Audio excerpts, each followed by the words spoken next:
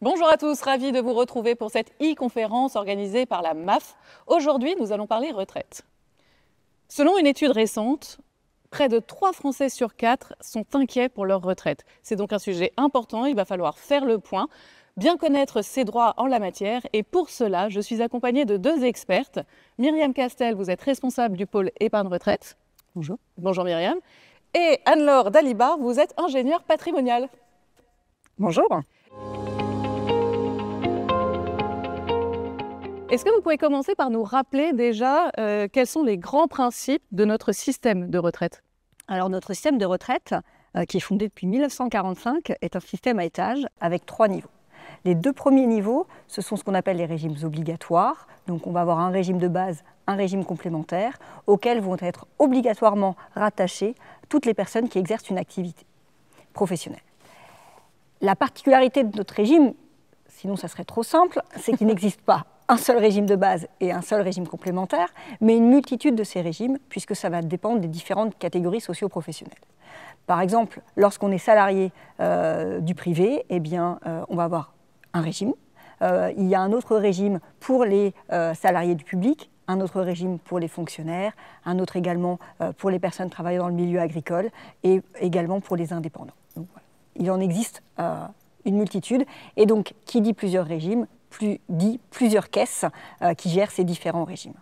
Elles ne sont pas régies par le même principe, ces caisses? Alors si toutes ces caisses vont être régies par le principe de base qui a fait le fondement de notre système de retraite, c'est un mécanisme par répartition. C'est-à-dire que c'est une solidarité entre les générations.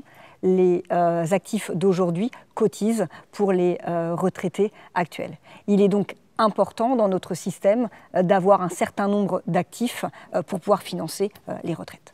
Il a combien le ratio aujourd'hui, Myriam? Et comment il évolue surtout? Alors aujourd'hui, ce ratio entre personnes actives et personnes à la retraite, il est de 1,7. Et il faut avoir en tête qu'il était proche de 5 dans les années 1960. Au moment où on a mis en place ce système, en fait. Donc voilà, effectivement, on se rend bien compte qu'au fil des années, ce ratio il tend à diminuer. Inexorablement. Exactement, exactement. Et on voit bien que ça déséquilibre le système de retraite existant. Donc il faut vraiment faire attention. Oui, on comprend bien qu'on n'a pas trop le choix. Alors il existe un 3e étage à cette pyramide. Exactement. Alors le dernier étage, c'est ce qu'on appelle le régime facultatif. Donc c'est un mécanisme cette fois-ci par capitalisation et non par répartition. Et il vient compléter le mécanisme par répartition. L'idée, c'est que chacun peut se constituer à titre individuel, de manière facultative, son propre contrat retraite. L'idée, c'est bien sûr, vous le savez, à la retraite, on observe généralement une baisse des revenus. Et l'idée, c'est de pouvoir combler, au moins en partie, cette baisse. Donc il y a un système obligatoire, l'autre qui est facultatif, qui répond justement à ce besoin. Pour le système obligatoire, vous nous avez indiqué qu'il y avait différents régimes de base complémentaires. Et donc dans une carrière, il est possible de cotiser à plusieurs caisses, ce qui veut dire que chaque régime est différent et qu'ils ont chacun leurs propres règles? Dans l'absolu, ils ont tous des règles de fonctionnement différents. Certains régimes vont être en points, d'autres vont être calculés en trimestres. Pour autant, sauf quelques exceptions, ils ont des principes communs. Le premier point commun de tous ces régimes, c'est un âge légal de départ à la retraite. Donc aujourd'hui, l'âge légal de départ à la retraite depuis septembre 2023, il est à 64 ans pour toutes les personnes nées après 1968. Donc ça, c'est le premier principe commun, c'est un âge légal de départ à la retraite. Deuxième principe commun à tous ces régimes, c'est le fait de devoir cotiser une certaine durée d'assurance, un certain nombre de trimestres. Aujourd'hui, c'est 172 trimestres, ce qui correspond à 43 années de travail. Et donc ces 172 trimestres vont permettre, si on les obtient, d'avoir une retraite complète. Maintenant, pour les personnes qui n'ont pas ce nombre de trimestres, il est possible de partir à 67 ans avec le taux plein, même si on n'a pas tous ces trimestres cotisés. Et c'est ce 3e principe commun, c'est cet âge de départ à taux plein qui est donc de 67 ans. C'est la même chose pour les fonctionnaires? Alors pour les fonctionnaires, ils sont régis également par ces 3 principes. Il y a une petite exception pour les fonctionnaires qui sont dans des emplois dits à risque, ou avec une fatigue exceptionnelle. Et donc, c'est des emplois de catégorie actif ou superactifs. Et de ce fait-là, ils peuvent partir. Ils ont un âge légal de départ qui est plus tôt et un âge de taux plein qui est également plus tôt. Le fonctionnement, sinon pour tous les autres fonctionnaires, c'est le même fonctionnement avec une caisse différente, donc avec un mode de calcul qui va être différent par rapport aux salariés du privé.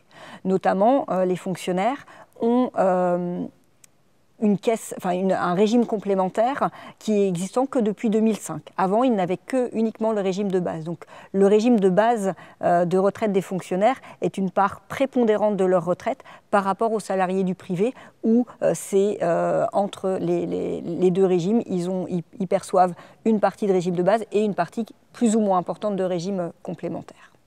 Et l'autre différence que l'on peut voir entre le monde privé et la fonction publique, c'est le taux plein pour la retraite, puisque chez les fonctionnaires, il va être de 75%, alors que dans le privé, il est à 50%. 75% du dernier salaire perçu, des dernières années Alors, pour les fonctionnaires, on va être sur le traitement c'est basé sur le traitement indiciaire des 6 derniers mois. Alors que c'est vrai que dans le privé, on va faire une moyenne des 25 meilleures années. Mais une autre différence entre le privé et le public, c'est qu'au niveau du public, on est sur une rémunération hors prime pour le calcul de la retraite, alors que dans le privé, c'est toute la rémunération qui est prise en compte, prime comprise.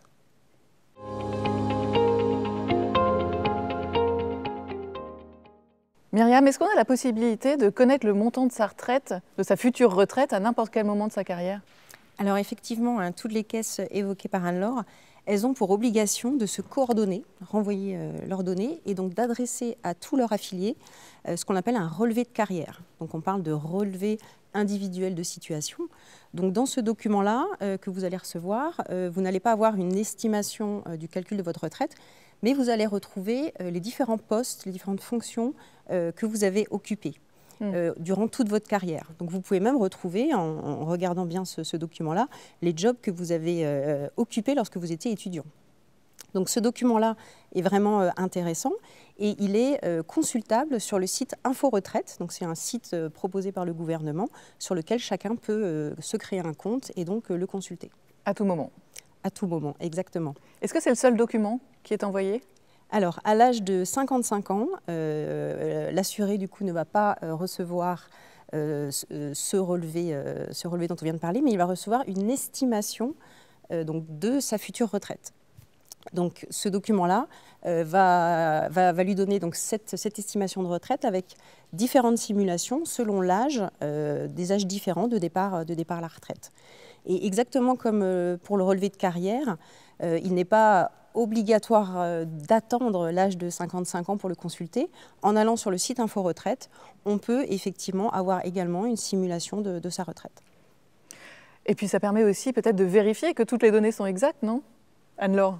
Alors oui, puisque l'estimation qui va être faite est exacte, mais les données sur lesquelles sont basées ces estimations peuvent comporter parfois des erreurs, d'où l'importance de bien regarder son relevé de carrière, de vérifier que toutes les périodes d'activité ont été prises en compte, puisque parfois ça peut arriver qu'il manque certains trimestres ou des périodes d'activité ne sont pas prises en compte. C'est important pour les simulations, mais ce qu'il faut savoir, c'est que ces données qui sont sur ce relevé de carrière servent également de base au calcul de la retraite définitive. Donc s'il y a une erreur, le montant de la retraite sera erroné. Forcément. Et donc, il est possible à partir de 55 ans de demander un rectificatif des données qu'il y a sur son relevé de carrière.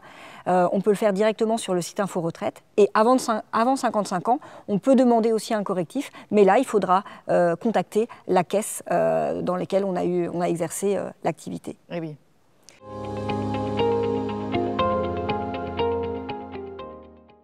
Et quel conseil vous nous donneriez pour partir sereinement à la retraite? Alors le premier conseil, ça serait par rapport au moment du départ. Très souvent, on se dit, voilà, j'ai l'âge de départ et je peux partir tout de suite. Pour cette dernière année d'activité, il peut être préférable de partir à la fin du trimestre civil, puisque pour la dernière année d'activité, ce qui compte, c'est le trimestre en civil et non pas en valeur comme pour les autres années. Et donc si on part en cours de trimestre, eh bien, on ne valide pas ce dernier trimestre. Donc parfois, il peut être préférable d'attendre la fin du trimestre pour le valider. Exactement. Et que ça intègre les 43 annuités dont vous parliez tout à l'heure. Exactement. Un autre conseil? Oui, ça peut être aussi dans certains cas préférable de partir en début d'année plutôt qu'en fin d'année, puisque dans le cas d'un salarié, en tout cas quelqu'un qui cotise dans le privé, on le disait, on est sur les 25 meilleures années où on va regarder, et très souvent ce sont en fin de carrière qu'on a les meilleures rémunérations. Et donc si on part en milieu d'année, eh bien seuls les quelques mois d'activité seront pris en compte, et alors que la rémunération peut être importante. Donc pour améliorer sa retraite, il peut être préférable dans certains cas d'attendre que l'année passe et partir en début d'année plutôt qu'en fin d'année. L'inverse, non? Partir en fin d'année parce que c'est la meilleure année. Alors non, il faut partir début d'année, il faut que l'année complète soit validée en fait pour avoir la totalité de la rémunération. Donc partir à partir du 1er février par exemple, ça peut le faire. Comme ça, c'est l'année d'avant qui compte. Exactement. Ok. Et pour les personnes qui perçoivent une indemnité de départ à la retraite? Alors pour eux également, ça peut être intéressant de partir en début d'année plutôt qu'en fin d'année, puisque cette indemnité de départ à la retraite est imposable. Donc elle va venir s'ajouter à ses revenus. Si on part plutôt sur une fin d'année, eh bien ça veut dire que ça va venir s'ajouter à ses revenus d'activité professionnelle qui sont plus conséquents que les revenus à la retraite. Alors que si on part en début d'année, on va avoir très peu de revenus professionnels et beaucoup de revenus de pension, on va toucher plus de pensions de retraite, et donc on va rajouter cette indemnité de départ à la retraite sur des revenus qui sont plus faibles que quand on est en activité. Donc si je comprends bien, en fait, le taux de retraités augmente en début d'année, quoi qu'il arrive. Alors, ça serait la meilleure stratégie. Après, je pense que voilà, quand on veut partir, on peut partir à tout moment, mais la meilleure stratégie serait plutôt de partir en début d'année plutôt qu'en fin d'année. Un dernier conseil? Alors oui, c'est de ne pas attendre pour préparer sa retraite, enfin pour connaître ses droits en tout cas, même si on est très loin de la retraite et même si on sait que les choses peuvent encore changer, le fait d'anticiper va permettre de se préparer et de pouvoir trouver des solutions. Et alors, parmi ces solutions, il y a le PER, le plan d'épargne retraite. C'est le produit phare pour partir à la retraite? Et c'est le produit aujourd'hui unique dédié depuis 2019, le seul produit que l'on peut souscrire aujourd'hui qui va permettre de se constituer un complément de retraite. Avant ce produit, il existait une multitude de produits, de dispositifs qui permettaient de se constituer un revenu complémentaire à la retraite. On peut penser au PERP qui était accessible à tous. Il y avait également le contrat Madelin qui lui était uniquement pour les travailleurs indépendants. Il y avait également le préfonds qui était dédié aux fonctionnaires. Et puis, il y avait des contrats plus collectifs qui étaient ouverts par l'employeur au profit de ses salariés, comme par exemple le PERCO.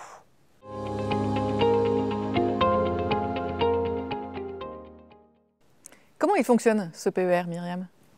Alors, donc ce plan épargne retraite, moi je vous propose de vous présenter son fonctionnement en le séparant en deux parties. Donc vous avez pour commencer la phase d'alimentation du contrat.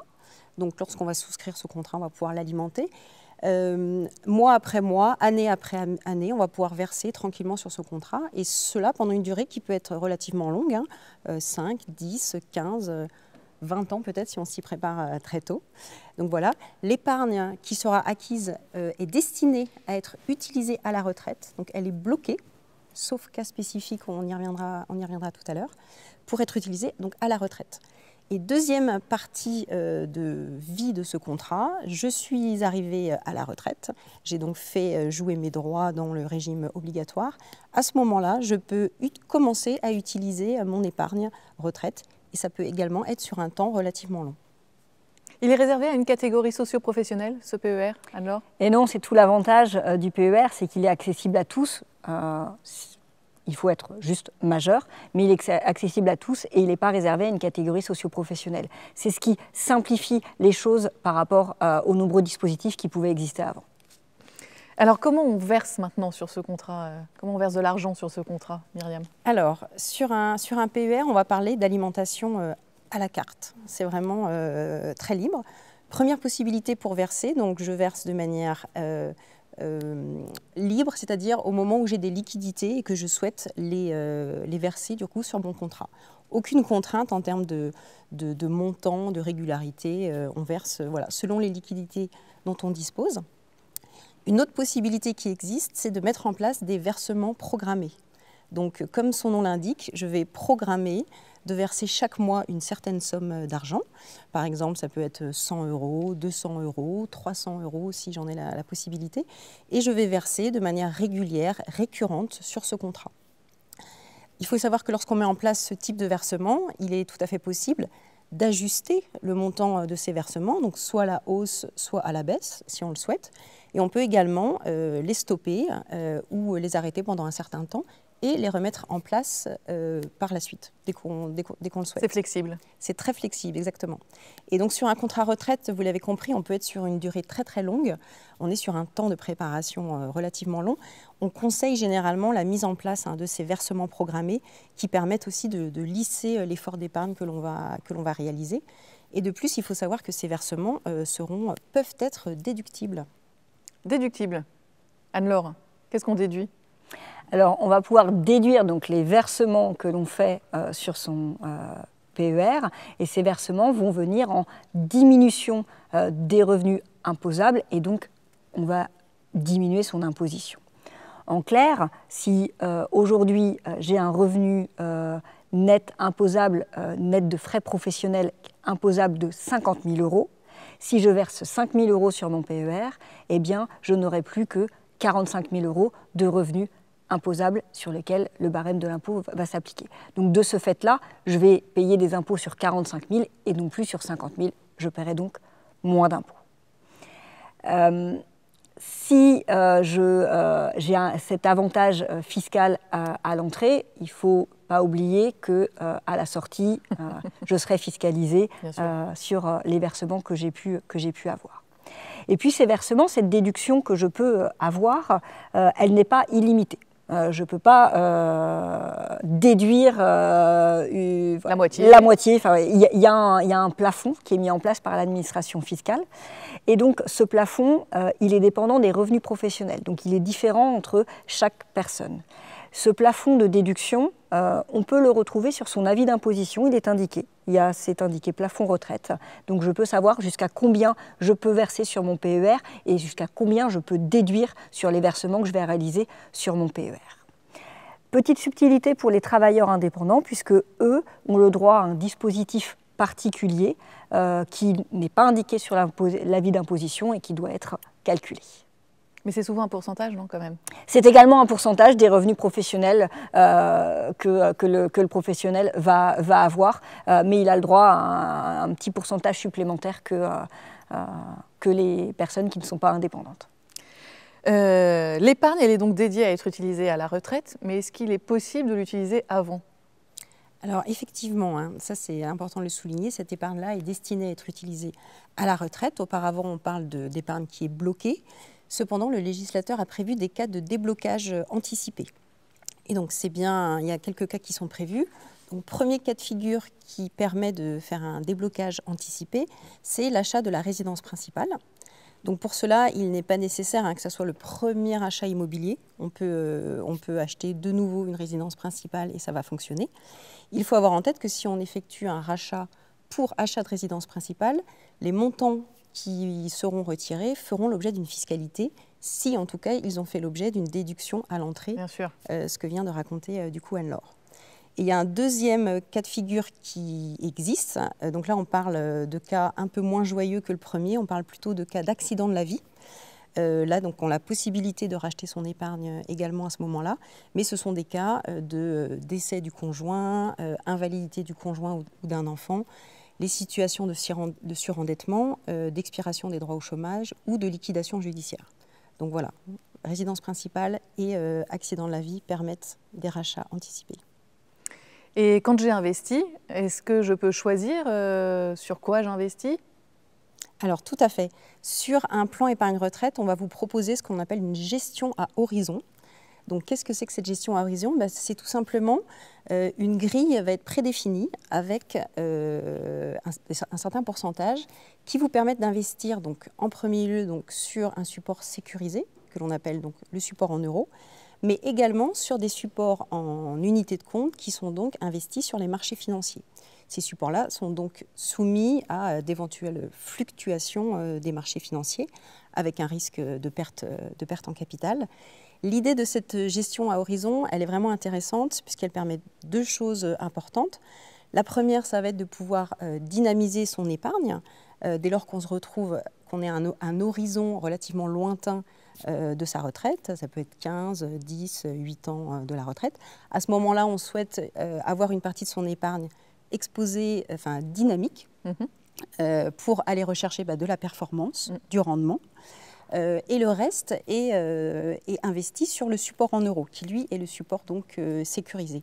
Et donc au fil des années, il y aura un rééquilibrage entre le support exposé sur les marchés financiers et le support en euros. Et l'idée, c'est qu'à l'horizon retraite, donc plus on approche de son horizon retraite, et plus la part sur le support en euros augmente et l'autre diminue. Sécurisation. Est-ce que je peux quand même faire autre chose que de la gestion à horizon? Alors bien sûr, un assuré a tout à fait le choix de refuser cette gestion à horizon et de choisir ce que l'on appelle de la gestion libre. Donc dans ce cas-là, c'est lui qui fait le choix entre les différents supports d'investissement qui sont proposés sur son contrat, le support donc sécurisé euro et toute la gamme qui est proposée d'unités de compte donc sur les marchés financiers. Donc là, on va pouvoir faire une allocation, par exemple sur des UC qui sont dans une certaine zone géographique, ou on peut aussi faire une allocation sur des UC qui sont durables. Et dans ces cas-là, il faut le dire au conseiller, comment ça se passe pour le contrat? Alors sur ce choix d'allocation, ça se fait de manière assez simple. On va vous poser différentes questions sur votre situation, votre âge, votre projet d'investissement.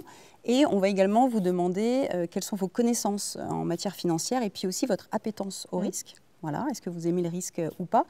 Et en analysant, je dirais, toutes ces réponses, on va vous proposer une allocation. Et c'est ce qu'on appelle le devoir de conseil.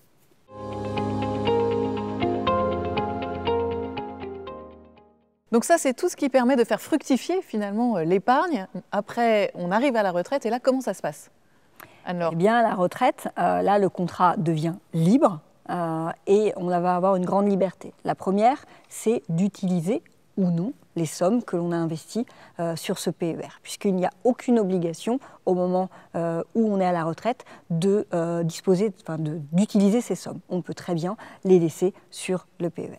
Le jour où on en a besoin, on peut les récupérer comme on le souhaite.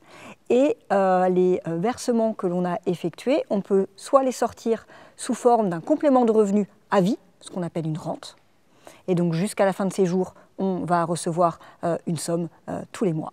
La même? La même, exactement. Et puis l'autre possibilité, c'est de pouvoir récupérer son capital au moment où on le souhaite. Et ce capital, il peut être récupéré en une seule fois ou en plusieurs fois au gré de ses besoins et de ses envies. Donc on est vraiment libre de ce qu'on souhaite faire.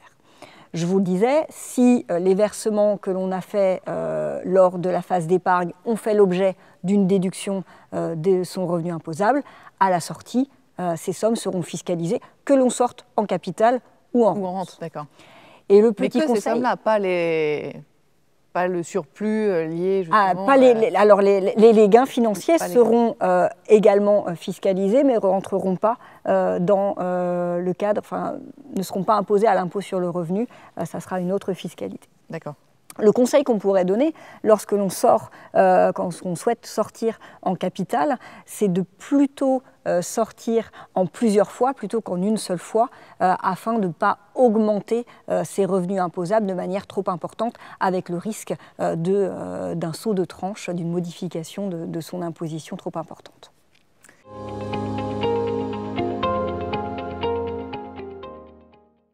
Quels sont les avantages finalement de ce PER, les points clés à retenir, Myriam? Alors les points clés, donc, vous l'avez compris, on va avec notre PER donc, se constituer une épargne que l'on va donc, pouvoir utiliser à la retraite.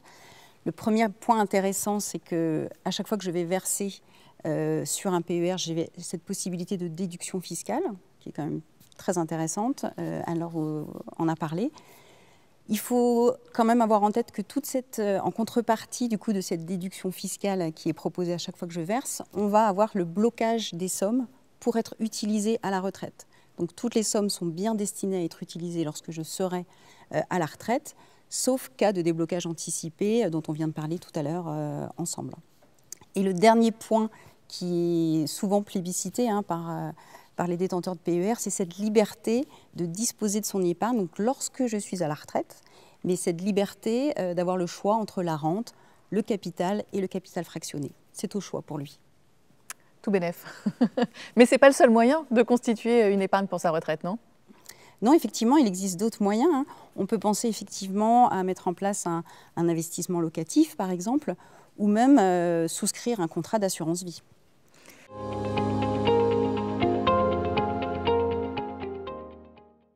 Il y a des points communs, non, entre l'assurance vie et le contrat PER?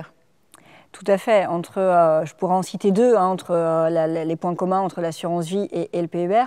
Le premier, ça va être pendant la phase d'épargne, c'est de pouvoir verser sur ces contrats de manière libre, en faisant des versements ponctuels ou des versements programmés, en pouvant stopper ces versements, qu'on soit sur un PER ou sur un contrat d'assurance vie. Ça va être l'alimentation peut se faire de la même manière. Exactement aussi, on peut, pour les deux contrats, on peut choisir l'investissement sur lequel on va aller, les différents supports sur lesquels on peut investir. Deuxième point commun, c'est le fait de choisir un bénéficiaire, un ou plusieurs d'ailleurs, bénéficiaires en cas de décès. Quand je suis sur un PER assurance ou un contrat d'assurance vie, il y a une clause bénéficiaire et je vais désigner des personnes, les personnes de son choix. Et s'il reste des capitaux sur le PER assurance ou le contrat d'assurance vie, eh bien, ces capitaux iront aux bénéficiaires qui ont été désignés et n'intégreront pas l'actif de succession.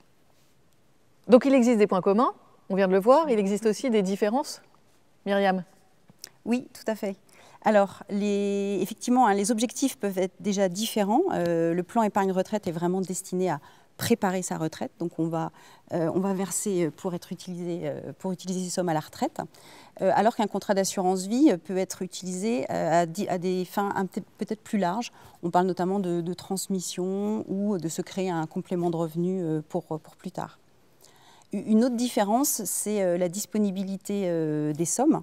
Dans un plan épargne retraite, on l'a dit tout à l'heure, les sommes vont être disponibles pour être utilisées à la retraite, alors que sur un contrat d'assurance vie, les sommes sont disponibles à tout moment. Et peut-être un dernier petit point d'écart et qui est quand même très important, c'est la déductibilité des versements qui existe du coup sur le PER, mais qui n'est pas proposée du tout en assurance vie. Et moi, je compléterais, je vous parlais tout à l'heure que ce soit sur un PER assurance ou sur une assurance vie, on peut choisir un bénéficiaire.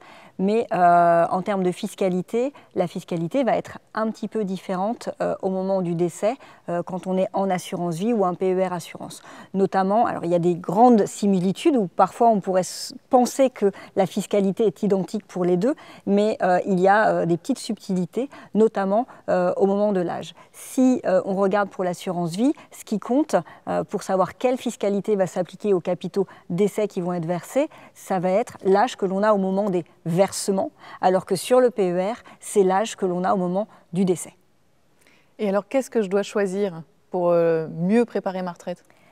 Alors, ça va dépendre de la situation de chacun. Si je suis peu ou pas du tout imposée, l'assurance vie sera la solution plutôt à privilégier.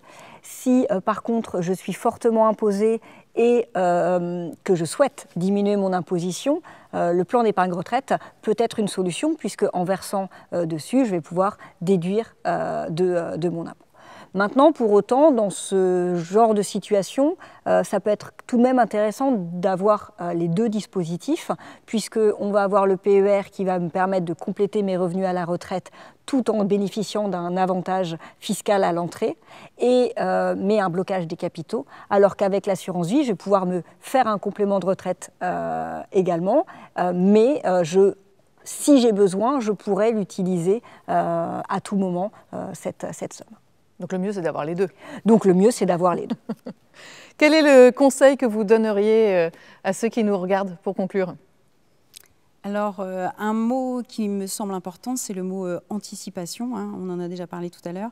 Mais on est effectivement sur un temps long avec la retraite. Et donc, l'idée, plus tôt on se préoccupe de sa situation personnelle, on regarde effectivement ses relevés de carrière, les estimations retraite, et plus on a le temps de mettre en place la solution adaptée à chacune des situations. Et pour moi, c'est l'accompagnement. Il est important de se faire accompagner pour connaître son besoin de complément de revenu à la retraite et de se faire accompagner également pour trouver les solutions adéquates qui correspondent à chaque situation. Eh bien, merci beaucoup à toutes les deux. C'est la fin de cette conférence. Anticipation et accompagnement, c'est ça le secret pour une retraite bien méritée. À bientôt.